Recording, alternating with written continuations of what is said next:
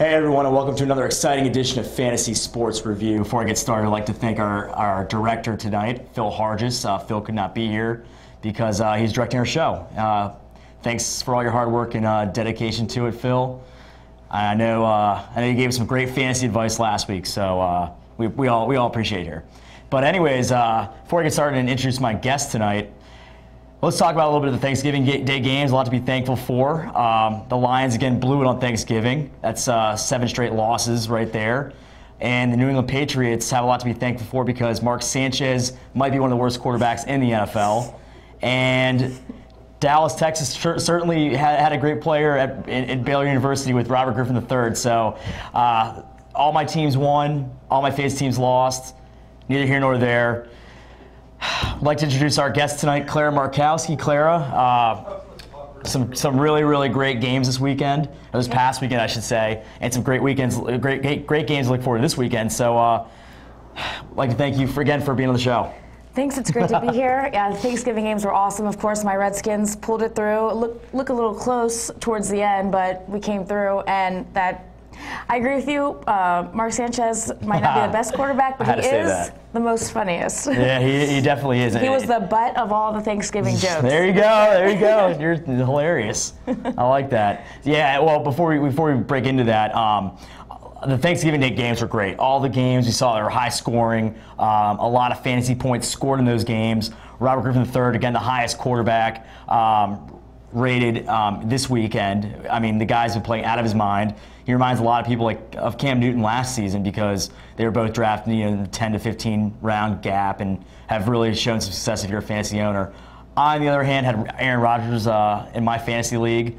I needed to win one game, and I lost by 1 point because he did not play the fourth quarter. And I was playing against Aaron Rodgers, and you got lucky. That was good for me. And you got very lucky. So, again, my fantasy team going into next season, do not draft a quarterback in the first 5 rounds. I'm telling you, it does not lead to championships. So, but yeah, there were some great games. Thanksgiving kicked off again. We saw the Houston Texans going to Detroit Lions, victorious by 3 points because Matthew Stafford threw an interception inside the 45-yard line to set up the game-winning field goal. And that game was a great one too. And then you also saw some, Calvin Johnson played out of his mind. Stafford got a lot of points, but again. But they got lucky because should not have been a Justin Forsett touchdown. You're absolutely right. And I think they got screwed. And all the Justin Forsett owners we said to start him were so happy they scored that one touchdown. It was an 80-yard or 65-yard touchdown run. So again, we'll take full credit over here on Fantasy Sports Review for telling you guys to start him. And then the best game I think of the day was the Dallas Cowboys and the Washington Redskins. Homecoming for Robert Griffin III did not disappoint. 4 touchdown passes, including that 80-yard bomb to Aldrick Robinson in the second quarter to fuel a 28-point they just totally took control in the second quarter there. Almost blew the game in standard Washington fashion, but again. Their defense came up in the fourth quarter, made some big key stops. What did you see in that game that kind of really, impressed you? Well, definitely RG3, of course. He's very impressive this year so far. I mean, he is the future of the Washington Redskins, no doubt about it. If you would have told me that it would have been 28-3 going into halftime, I wouldn't have believed it.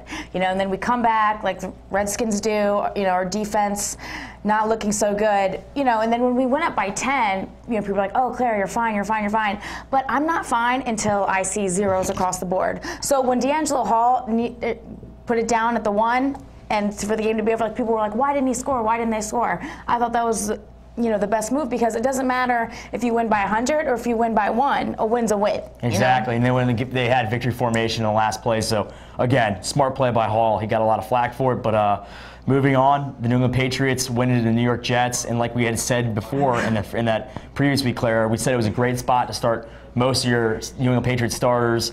And if you had Stephen Ridley or Shane Vereen, you were loving it because those two guys both of them really played well. Yeah. And again, just goes to show you that you can start both those guys and they'll still pick up some very, very valuable points for you.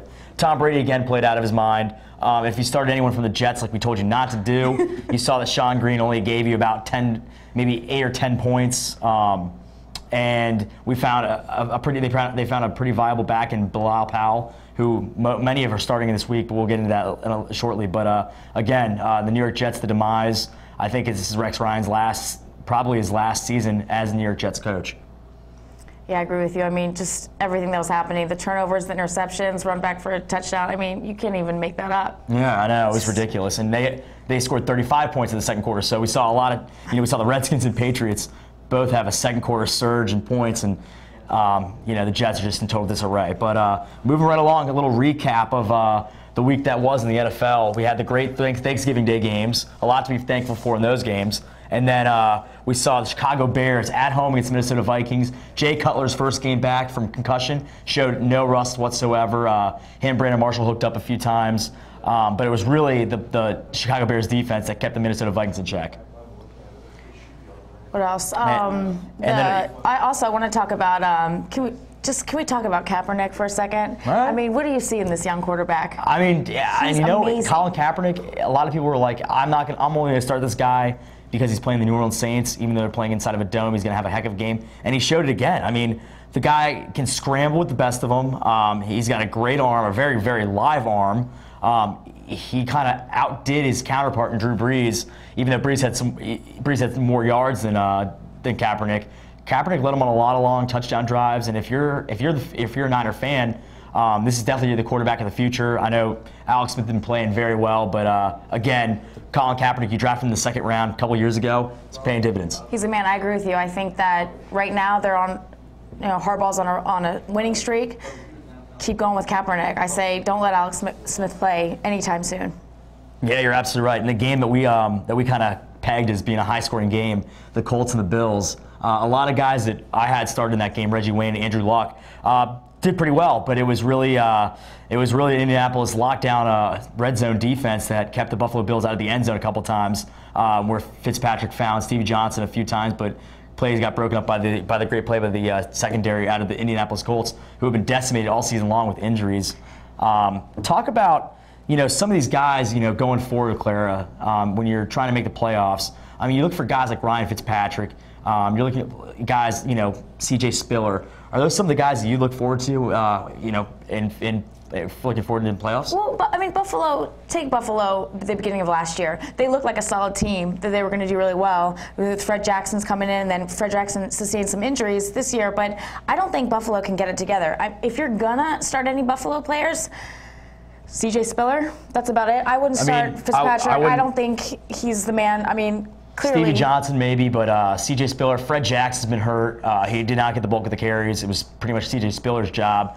So going forward, you want to start a guy like that. You don't want to start a guy that might get a few more touches, but C.J. Spiller looks like the man in Buffalo right now, so I'd start him in all my formats. So, yep. And then also another game that kind of had some offensive implications. The Miami Dolphins and the Seattle Seahawks pegged as one of the lowest totals going into the week, and we see 24 points out of the Miami Dolphins, 21 of which came in the second half. So Ryan Tannehill, throws for 250 yards. Reggie Bush does pretty well. Devon Bess had 129 yards receiving. He's kind of looking like the Devon Bess of last season, where he's getting a lot more looks now out of Tannehill, and I guess that's a good little tandem to have because they're now becoming more comfortable with each other. Yeah, and I think everyone was shocked about that game too, because Seattle is one of the best defenses in the NFL. So not being able to shut down Tannehill, it's pretty bad. Yeah, exactly. And then another offensive game we really kind of looked at was the Atlanta Falcons going into Tampa, and the Buccaneers again blew a late game. They were up early, early in the fourth quarter, I should say. They blew it again. Had a chance to take the lead by 2. Connor Barth's 52-yard field goal went wide right, but it was the play really of Matt Ryan and Julio Jones that really kind of sparked this team in the second half, because they were looking kind of dead in the first half, and really Matt Ryan throwing for 353 yards and Julio Jones catching for $150. Those two guys again. After being questionable. Right. Coming off his injury, being questionable. But again, going forward though, you want to start both Julio Jones and Roddy White and Matt Ryan. Keep them going. They're on fire right now. Definitely, no, and that's a heck of a tandem to have. Even if you have Roddy White, and then another guy that got some carries and some looks was Jacquizz Rodgers. Jacquizz Rodgers really, I think, is going to take over some carries for Michael Turner. And if I'm a Turner owner, I look to maybe sit him in the next couple weeks. These are going to be vital weeks for you guys down the stretch. You don't want to lose carries to another guy like Rodgers, or even though he doesn't really catch that many balls out of the backfield, Turner's only going to be featured on maybe third down attempts now. So I think Jacquizz Rodgers, I might start him in my league because I have Jones-Drew and he's obviously injured. So a guy like that could also prove to be pivotal as well. But moving right along, Jacksonville, Tennessee. Jake Locker, like we said before, he's come up strong. Chad Henne had another great game as a Jacksonville quarterback. And this guy, moving forward again, Clara, looks to be the man in Tennessee and looks to be the man in Jacksonville and could put up some points this weekend. Oh, absolutely, yeah. Most people said, their survivor pools or, the Yahoo Pick'ems, there's no way Jacksonville's going to beat Tennessee because Tennessee's been doing good. They beat teams like Pittsburgh this year.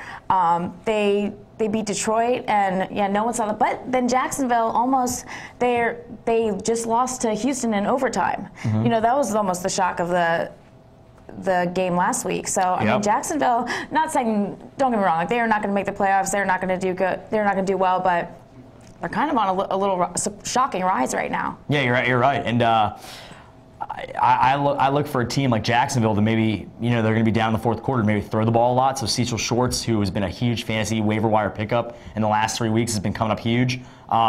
Jones-Drew's not back yet, so they're still going to be throwing the ball a lot. Chad Henne might get a lot more attempts than he really should have. So look for that tandem. Chris Johnson had 80 yards on the ground and a touchdown for Tennessee. So again, he's kind of come on strong here in the second half. And another great game, like you talked about, Claire, was the San Francisco 49ers and New Orleans Saints. Very high-scoring game.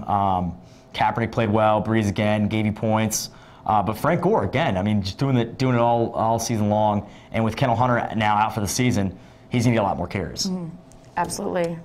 And then another game we want to harp on is the Giants at Green Bay at New York. This game kind of got out of hand in the first half when Green Bay gave up 31 points in the first half. If you're Aaron Rodgers' owner, you're very frustrated that he only gave you maybe 17, 18, 19 points. But if you're a Giants owner, you see Eli Manning have the monster game that he had, throwing to a couple deep balls, finding Cruz in the end zone a couple times. That was pretty pivotal. Keem Nix is now back. He's got a lot of catches now. But again, what do you make of this Green Bay Packers team? Well, their offense is outstanding, of course. Aaron Rodgers, basically New York Giants defense came out of nowhere. After losing to Cincinnati, then obviously the bye week helped them out because they came back and they crushed Green Bay. Mm-hmm. But Green Bay's basically, their defense is two guys, Clay Matthews and Charles Woodson, who were both hurt. So clearly, they couldn't get anything done. They couldn't stop them at all. And Eli Manning, he's not an elite quarterback by any means. Mm-hmm. He's not, a Tannehill or a Sanchez, but I don't put him up there with Rodgers or Breeze, and he can be stopped. But Green Bay's defense just looked so awful last week that it was the two guys that made a huge difference. So, God, Green Bay fans, you guys need Clay Matthews back. He's a huge part. It really shows. MVP caliber type player. Him and Charles Woodson really proved pivotal in that game against the Giants. And then Monday Night Football, I guess beginning of the season, the Panthers in Philadelphia would have been a great matchup. Cam Newton against Michael Vick. On paper, this game deemed pretty watchable, but you got instead Nick Foles and Cam Newton, who's been playing awful. But Cam Newton, a little resurgence here. Throws for 300 yards, rushes for 40, had two touchdowns. Two rushing touchdowns, exactly. Found Brandon LaFell in the third quarter, so he had I should say 4 touchdowns altogether. Is this a guy you maybe might start down the stretch? Well, we have to remember they were playing Philadelphia. Okay. So let's get that out of the way. That's true. We all knew that Cam Newton was going to tee off eventually, and I really thought this game was maybe going to be 10-7. That's about it. LaShawn McCoy's hurt. What did you think of Brown? Bryce Brown played awesome. Guy hasn't started since high school. 178 yards on the ground. He had 65 yards on that one carry for a touchdown. I like him a lot. A lot of guys are starting him this week. It's a fantastic start because I think Nick Foles. I don't know what you do with Nick Foles from here on out. Deshaun Jackson's out for the season. LaShawn McCoy's out for the season. So Bryce Brown looks to be a very great option at running back if you could pick him up. So and I like once that. He stops fumbling the ball, I think he'll be awesome. I think so too. All right, well that concludes Week 13 in the books. I'm sorry, Week 12 in the books. Week 13, a lot of great matchups starting again with our Thursday night game. The New Orleans Saints at Atlanta Falcons. Claire, what do you see in this game? I don't know. Well, the last time they played a few weeks back, they were Atlanta's first loss. So I think Atlanta's mad, New Orleans mad. Their bus just got egged. So clearly it's a big rivalry with both teams. I mean, you think it's going to be a low-scoring game. I think it's going to be a high-scoring game. I think that if all your receivers on both teams, start Matt Ryan, start Drew Brees, of course. I think it's going to be a high-scoring game. I tend to disagree here. I think it's going to be a lower-scoring game than people anticipate. I think it's going to be anywhere in the mold from 24-17, 24-21 type game. I still think Matt Ryan, Drew Brees, Roddy White, Julio Jones, Lance Moore, those guys get their points. Jimmy Graham, but. I don't see it being the high-scoring game that everyone thinks it's going to be, but you know what? These Thursday night games have been going over the total, so we could see a shootout easily in Atlanta. So Atlanta's back for revenge. I like Atlanta this game. I think New Orleans at 5-6 is kind of teetering on the edge of not making the playoffs, and I think this game is a must-win for them. But I don't think they don't get the W. All right, Jacksonville at Buffalo. This could be another high-scoring game with Chad Henne now at the helm over Blaine Gabbert. We saw Buffalo kind of inside the 20-yard line, sputter a little bit against the Indianapolis Colts, but with Jacksonville's defense, I think Buffalo at home gets it done. I wouldn't start Ryan Fitzpatrick. I'd start C.J. Spiller, maybe Stevie Johnson if you have a better alternative. But Jacksonville with Chad Henne and Cecil Shorts has been a great combo so far, so maybe stick with it. Yep. And even Justin Blackman. I mean, you can't. The rookie at Oklahoma State, the first-round draft pick, has scored 3 touchdowns in the last 2 games. Got to point that out to you guys. Right, and Buffalo's defense has not impressed me at all this entire year. So yeah, Cecil Shorts, Blackman, start them. Yeah. I like that game as well. Seattle and Chicago. Seattle again on a road trip, going into the heisty confounds of Chicago. I mean, it's going to be a battle-tested game. Seattle needs to win this game, obviously, to stay afloat in the playoff race. But I think the Chicago team's kind of meshing at the right time. Brandon Marshall, Jay Cutler. If you have those 2 guys, Matt Forte maybe, start them. But for Seattle, it's going to be a tough game. I don't think you start any Seattle guys. Yeah, I agree with you. I started Golden Tate last week at Miami, and he didn't really do anything. With Chicago's running backs, Matt Forte left the game a little bit early because of an injury, and Michael Bush got the 2 rushing touchdowns. So I don't know. I'm thinking about starting Bush instead of Forte. That's, you know what, inside the red zone, inside the goal line, he's going to need the bulk of the carries. So that would not be a bad option at all. San Francisco going to St. Louis, where the last time we saw this matchup, there was a tie in Candlestick Park. Kind of a high-scoring game last time too. A lot of offense in that one. So they're playing inside of a dome. The weather will not affect this game whatsoever. I like San Francisco to rebound and get the victory in this one. Rams coming off a big road victory against the Arizona Cardinals. It's going to be tough with if you have Sam Bradford, but this guy Chris Gibbons and Danny Amendola have been doing pretty well for the Rams offense. Yeah, San Francisco. I can't talk enough about Kaepernick. Besides RG3, of course, because you know how much I love RG3, but I love watching him, and I think he's going to be the future for San Francisco. I got San Francisco all day in this one. I think you're right, too. I like San Francisco.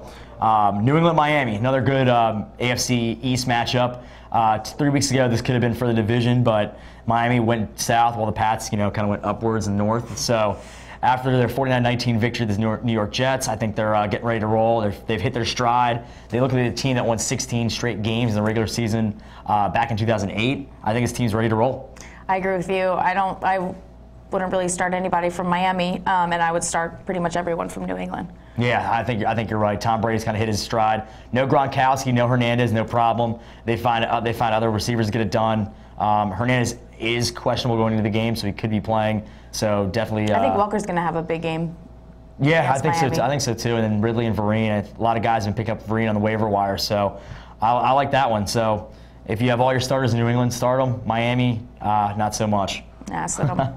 Arizona, New York Jets. I know you're going to the game. Ooh, I will be there. Not really much to talk about. You got a rookie quarterback in Arizona that hasn't really been getting it done, and you have a rookie quarterback playing for the New York Jets, or it looks like a rookie to everyone else. I don't think he's starting anyone, but you know what? This game could surprise a lot of people, and it could be a high-scoring game. And I think that you got to start Larry Fitzgerald, though, just because you never know when he's going to have a tee-off game. So you got to start him. He's a man. All right, Indy and Detroit, two dome teams playing inside of another dome. Kind of a boring game, but it's kind of like master meets apprentice with Andrew Luck playing up against Matthew Stafford. And you know, when you really talk about how Andrew Luck has really kind of made his mark here in the NFL and the few short weeks that he's been playing out of his mind. Luck's been doing very well. Detroit's defense is not what it used to be. I'd start Andrew Luck in this one. I'd start Reggie Wayne. Maybe Vic Ballard. But again, Detroit's also they're a quick strike type team. Michael DeShore has been playing well. Calvin Johnson's been really stepping it up. Matt Stafford and Calvin Johnson are on fire. There's no stopping them. And I think they're mad, too, because of what happened on Thanksgiving with the Houston game. Even though they're really not playoff contenders anymore, I still think they're going to put up a big fight. Yeah, I think you're right. The Minnesota Vikings travel to the Green Bay Packers in this one. It's a NFC Central showdown here. It's going to be really, really tough to really contain Adrian Peterson. Green Bay Packers' rush D and defense has not been what it's used to be. Going into the season, they're a great unit now. They've lost Clay Matthews and Charles Woodson, so this game's gonna be tough for Green Bay. I really think so. Two rivals going at it. What do you think in this one? I think so too. I mean, their defense has got to step up. Like, I get it. Your two best defensive players are hurt, but come on, guys, you can't give up. Like, I totally thought they gave up against the Giants. I think so too. I think they really did in the second half, and it really showed. I think Aaron Rodgers looks for he's going to have a big comeback game. The secondary for the Minnesota Vikings has been playing very, very well. There are a lot of young guys playing cornerback. They've really stepped it up. I like Green Bay in this spot, coming off a loss. I know McCarthy doesn't lose 2 in a row. I know Aaron Rodgers doesn't lose 2 in a row. I like the Packers to roll in this one. I agree with you, and I think you got to start the receivers for Green Bay too, because again, I think Aaron Rodgers is going to have an awesome game. Jordy, Randall Cobb, and then Greg Jennings. Is he back for this game? I think he's still questionable. I wouldn't start him, but definitely Randall Cobb, Jones, Jordy Nelson. Start those guys. Jermichael Finley. Jermichael Finley's been playing great as of late, so might be a shootout in Green Bay. Who knows? As long as it doesn't snow. All right, Houston and Tennessee. I look for this one to be another high-scoring affair. Tennessee looking for revenge to avenge that Week 7 loss against Houston. I think Tennessee in this, I'd probably take Tennessee catching the points here. I think Chris Johnson has been playing very well. Jake Locker's back. He's actually had a very quiet season coming back from injury. He's been playing fantastic. But really, you look at the Houston Texans offense, it can't be stopped. Aaron Foster has been playing, Aaron Foster-like football. Andre Johnson's been playing very well, and Matt Schaub, the last 3 weeks, he could have another 500-yard game. Exactly. So who knows? So I think it's going to be a high-scoring game. And then we have Carolina traveling into Kansas City. I think Carolina's offense has really hit a big time, has hit their big mark, scoring a lot of points against Philadelphia on Monday night. I think Cam Newton's kind of out of his shell. Too little, too late, though, in terms of trying to turn the season around. But still, Kansas City's playing for pride. They took Denver down to the wire last weekend. But really, there's no need to start anyone from Kansas City unless maybe you have Jamal Charles. Dwayne Bowe's been a total non-factor this season. But now Cam Newton's really sparked interest in fantasy owners that have had him and been disappointed all season long. Yeah, and Kansas City's so funny, too. The past 2 weeks, they've been up going into the second half, and they take this huge lead, and then they can't do anything in the second half. So I agree with you. I wouldn't start anybody except Jamal Charles in Kansas City, Carolina. Yeah, I think you're right. In Cleveland and Oakland, battle of two just terrible defenses, really. I don't really know what to tell you in terms of starting Oakland players because every time I do, they always do horrible. So yeah, Trent Richardson.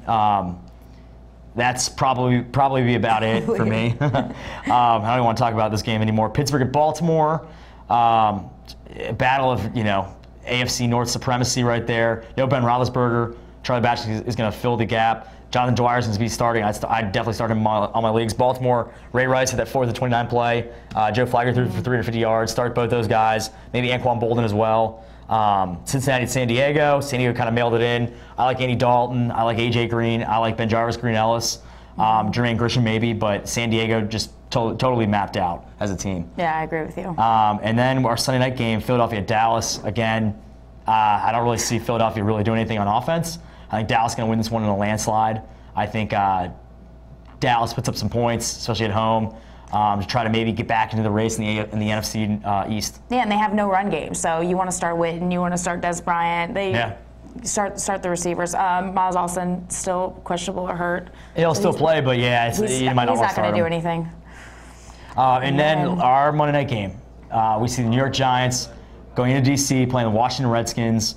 Mind you, if the New York Giants would have lost the Packers, this game we'd be talking about for the NFC East for first place. But didn't happen, didn't work out like that. Robert Griffin III, you cannot talk about this guy enough. Yeah, you really can. I mean, Obama's even talking about him being one of the best leaders in the NFL. So you got to know he's been doing something well. But Robert Griffin III, again, hats off, could be the MVP of the league. Oh, absolutely. And yeah, this game, I don't know if you want to start Washington defense because Giants put a lot of points, but I mean, you want to start Santana Moss. You want to start definitely RG3. You want to start Alfred Morris, but you know Pierre Garçon too. Pierre Garçon and Santana Moss. I mean, he's looking at those guys in the end zone. Start very frequently, and then Alfred Morris again, 1,000-yard back, diamond in the rough, found him in the 6th round. No one saw this guy coming. This guy, I definitely start him because you got to keep the Giants honest on defense because they play great D, and that's gonna be a tough game. You know, prediction in this one. I like the Redskins winning by 3. Nice. I definitely think it's going to be a close game as well. If you remember last year, we swept them both times we played them, and then when we played them earlier in the year, we only lost by 4 points. So it's definitely going to be a close game. We're looking for revenge. I got the Redskins in this one as well. I like them too, and this is going to be a great game. Before we finish up the show here, hats off to, well, I should say me for making the playoff. Well, trying to make the playoffs in my big money league. I want to brag about that. Clara, what about you? How's your team going? Not in the big money league. The small money league, okay. I'm good, but not the big money league. Well, hey, that's cool too. Again, Phil Hargis, thanks a lot. You see him a lot on Fantasy Sports Review. He is the host. Again, doing behind-the-scenes work. But it's going to be a great Week 13, guys. Big time. Get over the hump for playoffs. Good luck to all your teams. Hopefully we, found some great insight.